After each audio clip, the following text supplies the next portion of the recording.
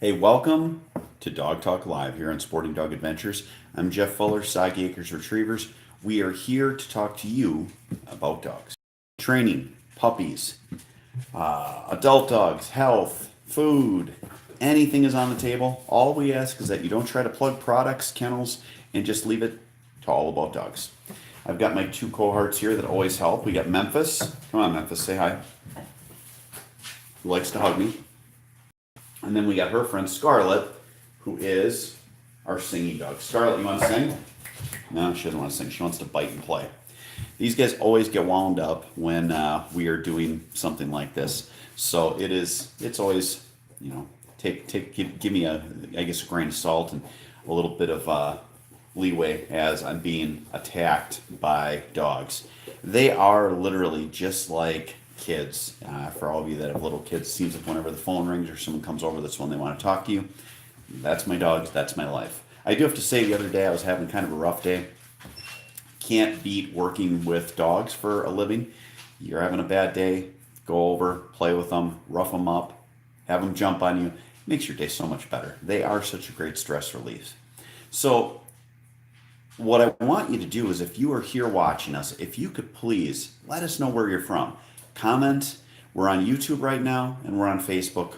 Comment about where you're from, because it's always fun to see that we have so many areas covered. Every session that we have, every live that we do, we see people from all over the place. And I enabled commenting on our YouTube. I have really bad eyes because I'm old, so I'm going to try to go back to those comments later. I will be commenting and taking questions on our Facebook page. So when you have questions, please let us know what they are. YouTube, if you guys have questions watching on YouTube Live, throw your questions up there. If they stay up long enough, I'll catch them. Again, have some patience with me because I try to jump back and forth between the two. Right now, we've got Nebraska, Arkansas, and Michigan checking in. So we're doing something kind of cool. We are following a litter of puppies again. For anyone that hasn't followed our Sporting Dog Adventures channel, I have a female that is due, and I think she's going to have puppies actually today or into tonight. And it's cool because we will actually follow them, and then we will show you every day how the puppies are doing. At a point, it's going to get crazy because we're going to have like 4 litters that we're doing this with. But as of right now, we've got 1 litter. We're going to follow them through 3-minute videos every day and just kind of roll with it and go with it from there. Our girl is pregnant. Gestation with puppies is 61 days. You can check temperature, which I do on dogs when their temperature drops a certain amount. They're due within 12 days or 12 hours. Her temperature has dropped. The other thing I use as a telltale is eating. She has not eaten her food. So again, I'm guessing today is the day. I'm guessing we're going to have a puppy video up. We will put that up on YouTube as well as on Facebook. And hey, it's something that you can do to follow a litter and live, I guess, vicariously through my family with our puppies. So please keep checking in, telling us where we're from. We got California, we got Wisconsin, we got Nebraska. Let us know where you're from. Let us know what questions you have. If you don't want to ask questions now, then go ahead. We got Texas checking in. Go ahead and hit us up after. My email is sportingdogtv@gmail.com. So I'll type that in now like I always do every episode that we do of this. sportingdog@gmail.com. If you have something you don't want to ask with everybody else online, hit me up after. First, we're going to cover a subject that someone emailed to me, and they're interested in starting a TV show. They want to know, how do you get involved in a TV show? I'm going on my 9th year now doing TV. We have been on the Sportsman channel for 2 years, and now the last 6 years, Pursuit channel. There was a time when I was actually hosting a second show called the National Bird Dog Circuit. So I've done, for 2 years, I did 2 shows. And it is something that I don't think people realize. you actually have to pay to be on outdoor TV. So for everyone that thinks that you're getting rich and oh my gosh, you've got the greatest life in the world when you do a TV show, you're actually having to raise a huge sum of money just to cover your bills. That's one secret that I think shocks people. And to give you an idea, our show with the quality that we have, and we run year round on Pursuit Channel, it actually cost me about $200,000 between airtime, editing, and then camera people. So it is something that is super, super uber expensive. We actually made a cool decision this year. We decided that we're going to go all online. We're going to have a digital platform only, and we're actually cutting the cord like the rest of the world is with TV. So with that, our video content on Facebook will be put on the Sporting Dog Adventures channel page. Look up Sporting Dog Adventures channel, follow our page. That is where our season 9 is going to drop, as well as it's going to drop on Instagram TV and on YouTube. So it will, no, Jesse, we will not still be on TV. We are actually going to be all digital. But with those digital channels, we'll also be on Carbon TV. We'll likely be on Waypoint TV. Those are apps and Roku channels, Amazon Fire, Apple TV, channels you can find if you have a smart TV. So it's not that we won't be on TV per se. We just won't be on the channels that we have been in the past, which the good news is cuts my expenses down, cuts my travel down. It also frees me up to provide our episodes to our show partners and to have things shorter, more concise, and more about dogs. It's going to be a great show that you're going to be able to learn so much more from. You're going to see more hunts from our lodge, Soggy Acres Signature Lodge. We're still going to go on trips. We've got a trip to Canada booked, to northern Alberta, that is almost in the Northwest Territories, which for duck hunting, it's odd to say, but the peak migration is mid to end of September. So we're going to be up there around then. We're also still working with Kansas. It'll be Sporting Dog Adventures presented by the state of Kansas. So they are a presenting sponsor, which is very exciting. So we'll still have upland hunts and waterfowl hunts from Kansas. And we're going to do a lot of training tips. We're going to have so much stuff about dogs that people have asked us to do, but we are confined to, I guess, a certain format, having a TV show. So having our show where it's now on a digital platform, it's going to make it so that we can do things differently and I think more effectively. And I think you guys are really going to enjoy it. So season 9 is going to start in early July, and I'm excited about it. It's going to be great. Let's see. Thinking about getting a black lab. I just had someone on YouTube ask about getting a puppy. They said they're thinking about getting a black lab. Is there anything they should look at? Yes. What you should do, find a good breeder that is that's running a good business, that has a fair health guarantee, and that has really good pedigrees. Make sure they're doing the health clearances. Every breed is going to have clearances. In Labrador Retrievers, those clearances: hips, elbows, eyes, exercise-induced collapse, canine neuromyopathy. Make sure you're getting a guarantee on those and clearances on those so that you can start with a healthy puppy and start with the right puppy for once you get involved. All right, I got to scroll down here on Facebook a little bit. We've got a bunch. I didn't realize that we were, let's see, we got Sweden checking in. That's awesome. North Carolina. We got the Big D. New Zealand. I'm glad you guys love our show. We actually have season 8 is on in New Zealand. I don't know if you watch the Country Channel. We've been on New Zealand for like the last 5 years. Kind of cool. We actually just signed a deal and have our show. It's going to be on from France all the way across Turkey in Europe, which is kind of neat. Now, let's see. We got Pennsylvania, Seattle. Thank you for the love for the show, James. Let's see. When's the right time to introduce a puppy to an e-collar? So your formal training is going to start around 6 months. That is when I start our dogs on 3 things, which is building the base of your dog, which is mouth control or force fetch, e-collar conditioning, and obedience.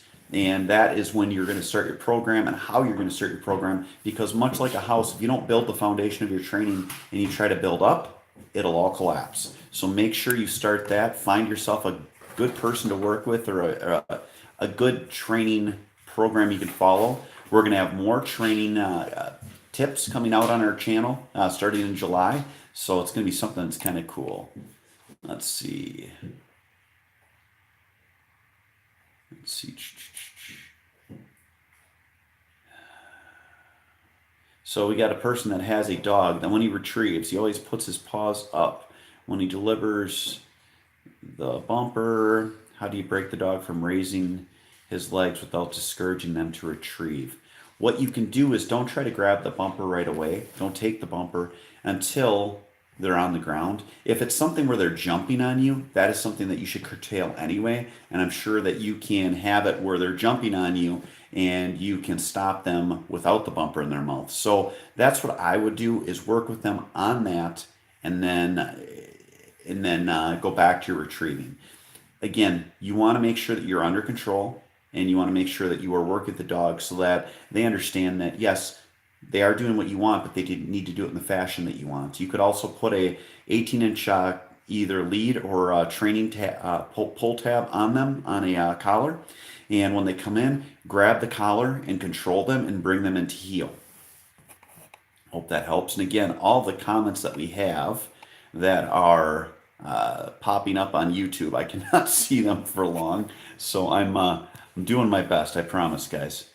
Let's see. Thinking about getting a black lab. Let's see. What do I use for dog food? Any brands that I'd recommend? I have used some great brands of food in the past. Realtree makes a nice food. Eukanuba is a good food. Purina is a good food. American Natural Premium is a good food. There are a lot of good foods out there. Don't fall into the sales pitch where you're getting blueberries and blackberries and other garbage for your dog. Find a good solid food that the dogs will do well on, and talk to your breeder that you get the dog from and see what they feed with. Let's see here. Tips do you recommend for people who don't use an e-collar? The tip, I just got a question on YouTube. What tip do I have for people that don't use an e-collar? This is going to be a real simple one. Use an e-collar. They are more humane than a dog not having an e-collar on. It is not a shock collar like they used to be. It is more of a tingle. I tell people it's like sticking your tongue to a 9-volt battery like you did when you were a kid. It's less than that. And I will challenge people on this with something. And if you're a client of mine, you've heard this, where people challenge and if they don't want to use one. I always say, okay, well, I can correct a dog at distance. I can reinforce things at a distance of up to a half mile with an e-collar on. So let's do a scenario. We're driving through, or we're standing in your yard. There's a truck coming at about 50 miles an hour. Your dog is running toward the road. My dog that I've trained on an e-collar is running to the road. Which dog do you want? You want my dog, because my dog is going to listen.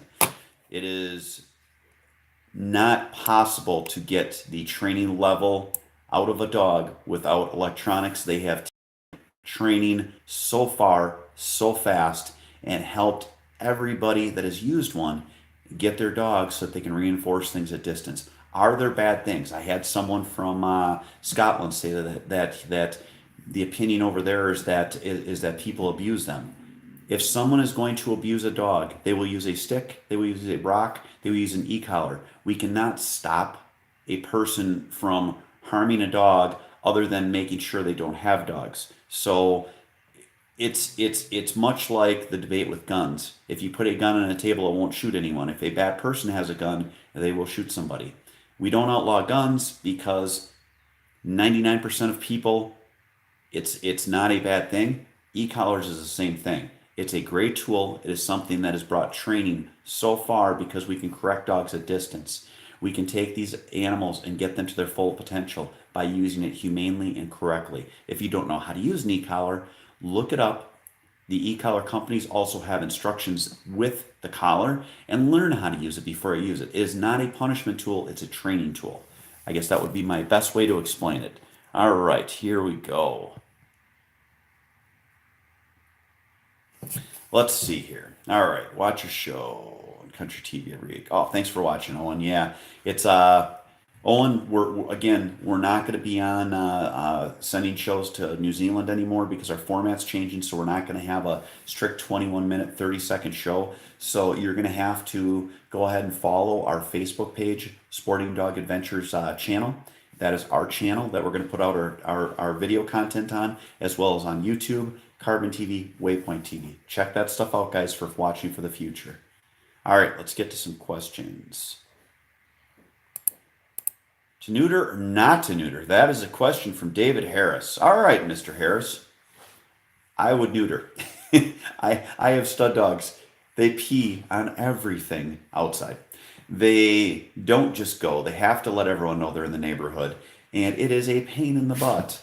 I am a huge proponent of neutering or spaying a dog because they bleed if they're not spayed. They pee on everything if they're not neutered. You can talk to your vet about when the optimal time is, but unless you're going to breed a dog, there's really no reason to have them fully intact. And if you're going to think about breeding your dog, also realize that you might have a great pedigree in your dog. It might be a dog that you love, works great in the field.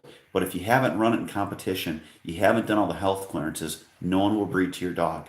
It's just a fact. We have great stud dogs. They're only bred to by outside people probably about 15 times a year. They should be bred more because they're phenomenal dogs. They're on TV, they're marketed. From a business perspective, I would use my dogs, but people don't use my dogs that have master titles, phenomenal pedigrees, and all the health clearances. So I would get your dog neutered. If you're going to get into where you want to run your dog competitively and possibly breed them, hey, that's great too. But if you're not going to breed your dog and use them for anything in that manner, I would definitely neuter and talk to your vet about when the best time would be.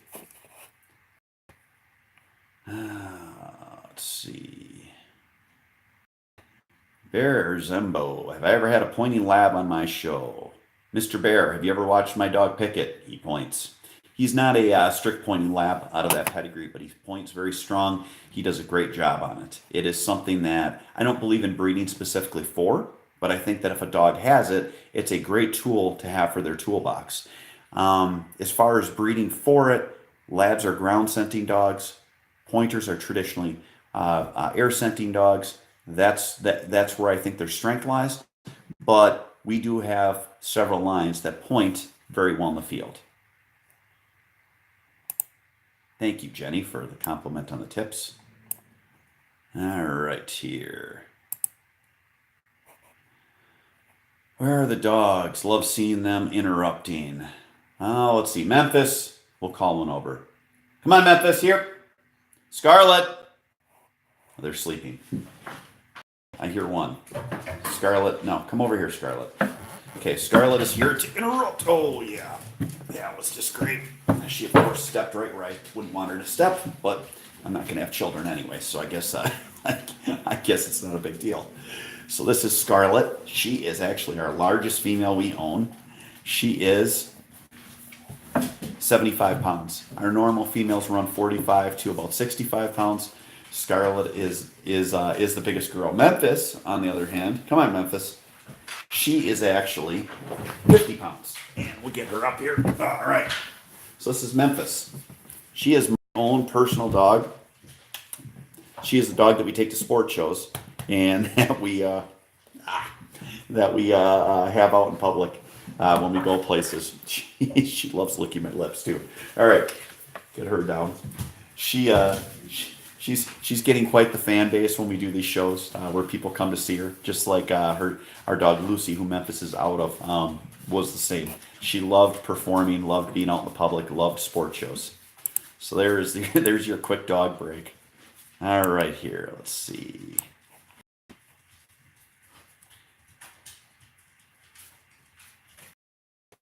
Jenny asked if the drive of a dog would go down if neutered. I haven't seen it. I've trained dogs that are neutered. Drive, whether it's prey drive, retrieving desire, that is all entailed in the breeding. So I wouldn't worry about that being a problem if you're gonna fix a dog. Let's see here. I apologize anyway, guys. So, what's the best flea and tick treatment that you use? I've used Frontline. I've used Biospot, which is cheaper. and relatively inexpensive. We've got some NextGuard. We've tried a bunch of different stuff. Nothing is 100%, but all of those work well. Yeah, Scarlett loves being the center of our live events here. She's always the pest that is bothering. Male or female when you're looking for the perfect retriever? AJ asked. So if you're looking for a dog, you'll talk to kennels, and they will tell you that the best dog is either a male or a female. The thing you need to do is ask them what they have for sale.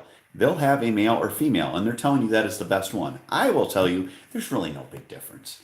You know, if you're looking for a bigger dog, a male is going to run 15 pounds or so larger in a lab. Female's going to be smaller.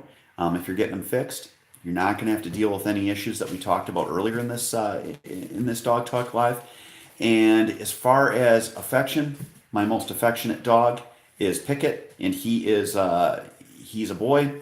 And as far as drive, I've had 40-pound females that maybe couldn't pick a goose up, but would drag it back as fast as they could because they had all the drive in the world. So I don't have a huge opinion on males or females. It just comes down to finding the right pedigree and finding something with lots of ability. All right, here. Let's see what we got. All right, we're caught up there. I'm going to check on our stuff here.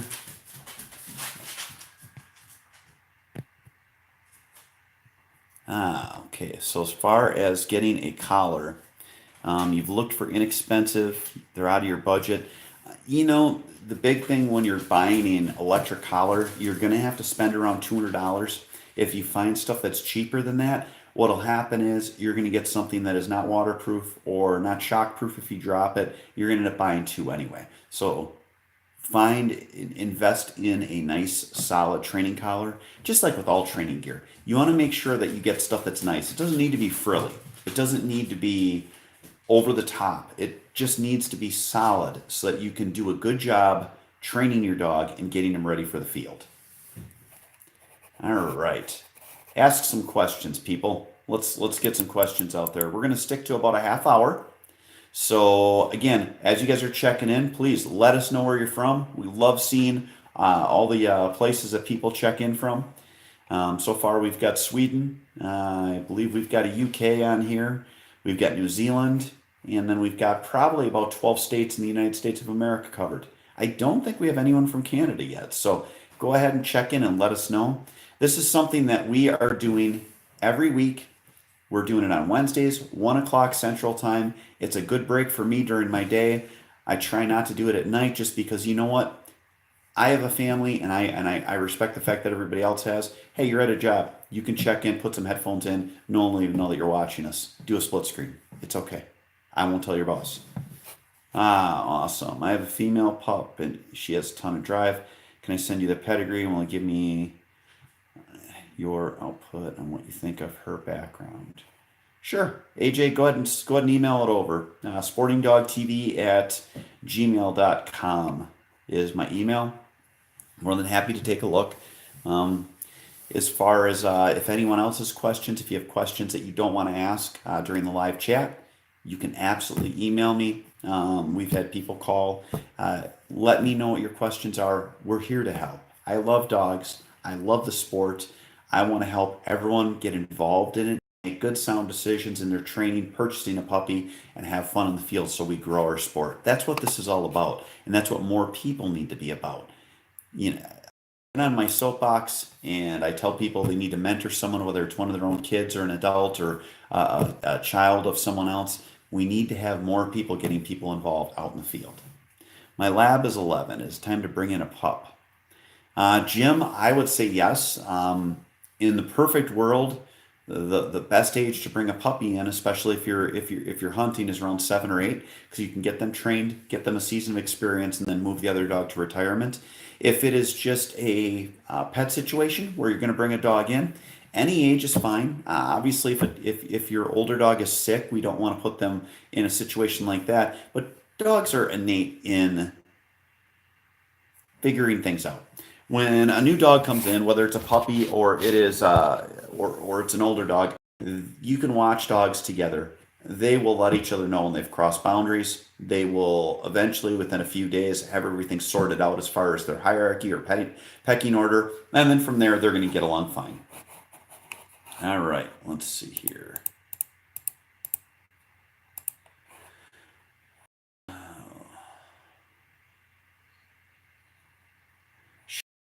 Says that she enjoys watching our hunting trips and our show and would like to see more longer training tips. Cheryl, season 9 is all digital. We are going to have at least 20 to 30 tips that are just dogs.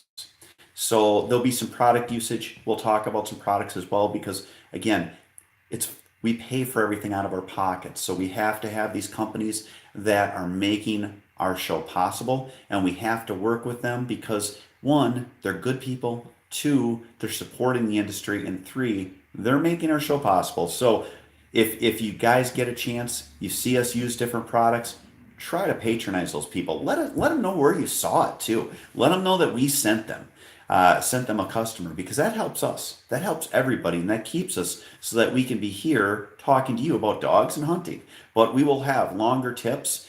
Again, I would say at least 25 tips per year that will be about dogs and puppies and training. So it's not going to be a set step by step how to train your dog, but there will be tips that everyone can use no matter what level you're at with your dog. So I hope that helps. 7 a.m. Thursday morning in New Zealand. Isn't that crazy? I've always wanted to travel to New Zealand, Owen, but my goodness, what a long flight. But to say it's 7 a.m. there and here as I'm on the show that we're doing, it is 1:30 p.m. Central Time, so that's kind of crazy. Let's see here. We'll go back to YouTube and see what we got for comments. Dun, dun, dun, dun, dun. All right.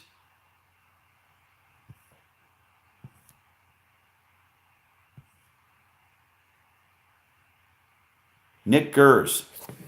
Shout out. Happy birthday.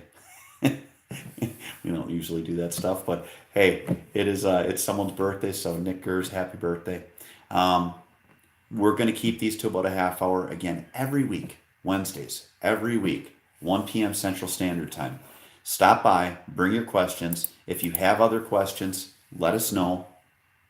We talked a little bit about outdoor TV today. You know what? When it comes down to it, the question I had was, how do you get involved in outdoor TV? It's easy as buying airtime and filming, but the hard part is you have to be a good salesperson. You have to have a concept. You have to have a dream that you're selling to these companies that, oh, by the way, 500 other people talk to them about their dream. And you have to explain what's going to make you different, how hard you're going to work, and what you're going to do to make it so that their products are seen, shameless plug, heavy shot, heavy metal, and seen by a lot of people and put in front of a lot of eyes. It is something that is very difficult to do. I'm very fortunate that I made some right decisions, but it is something also that a lot of people get themselves into financial trouble. So realize to be on a national network like Pursuit Channel for a year, my budget was $200,000 and I had to cover that. It wasn't where they gave you airtime. It wasn't where they paid you to be on TV. You have to cover your airtime. So keep that in mind when you're looking at doing TV. Some people just want to do videos and throw them on YouTube because they like doing it. Hey, more power to you. That's awesome. That's a good way to go too. Do I use scent on my bumpers? At times we have, AJ. At times we've used Conquest.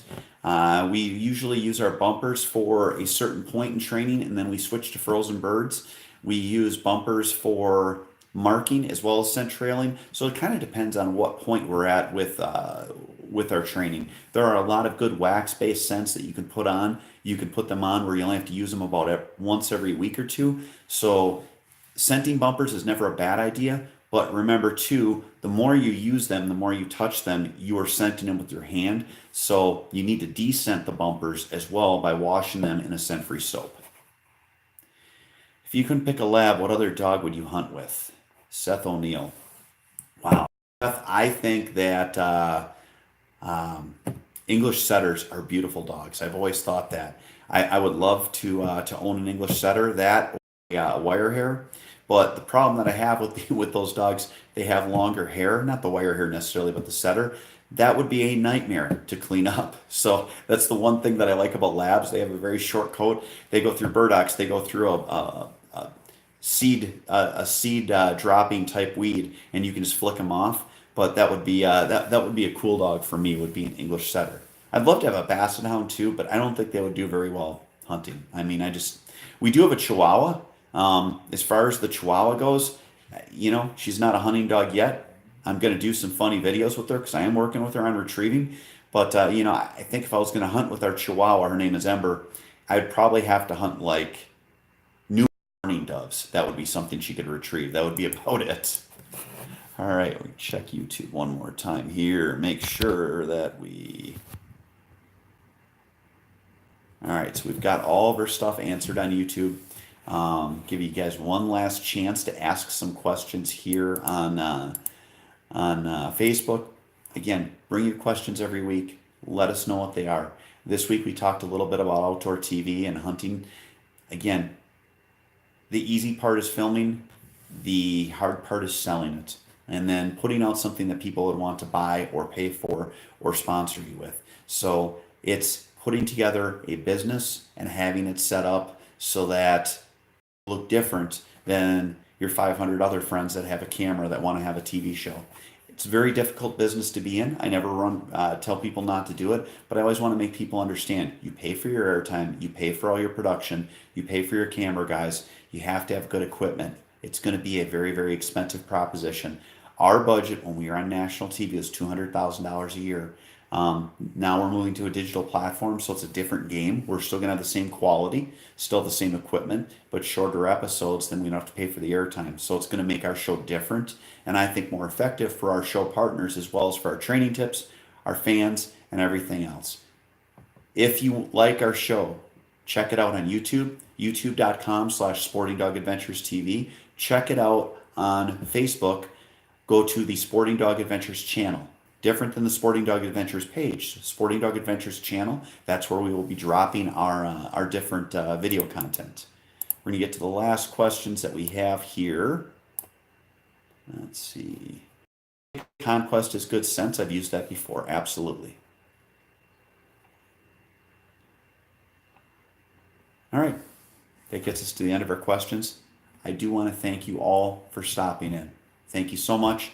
I know everyone's got a busy life. I do as well. I've got to go out. I've got to clean kennels. So that's the fun of having dogs and working with dogs is I have the reality of going from getting to talk to people all over the world to cleaning kennels. Have a great week. We will see you next week, Wednesday, 1 p.m. Central, here on Dog Talk Live.